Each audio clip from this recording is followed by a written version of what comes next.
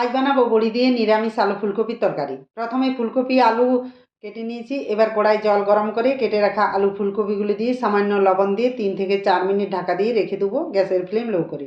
3 থেকে 4 মিনিট পর একটি ছাঁকনির উপর ফুলকপি আলুগুলি জল ঝরিয়ে নেবো। কড়াইয়ে তেল গরম করে আলুগুলি ভেজে নেবো। ওই তেলে ফুলকপি হালকা লালচে করে ভেজে নেবো। এদিকে কয়েক টুকরো আদা, 3টি কাঁচা লঙ্কা, একটি বড় সাইজের টমেটো বেটে নেবো। আবার তেল গরম করে বড়িগুলি হালকা লাল করে ভেজে তুলে নেবো। আবার ওই তেলে গোটা গরম মশলা, তেজপাতা, শুকনো লঙ্কা, গোটা জিরে ফোড়ন দিয়ে আদা, কাঁচা লঙ্কা, টমেটো বাটা দিয়ে দেবো। এবার হাফ চামচ জিরে গুঁড়ো, হাফ চামচ ধনে গুঁড়ো, হাফ চামচ হলুদ গুঁড়ো, হাফ চামচ কাশ্মীরি লাল লঙ্কার গুঁড়ো, সামান্য জল দিয়ে গুলে মশলা ভালো করে কষিয়ে নেবো। এদিকে কয়েক টুকরো নারকেল, 4-5টি কাজু বাদাম পেস্ট করে মশলার সাথে মিশিয়ে নেবো। এবার ভেজে রাখা আলু ফুলকপি মশলার সাথে ভালো করে কষিয়ে নিয়ে স্বাদ মতো লবণ দিয়ে নাড়াচাড়া করে গরম জল দিয়ে দেবো।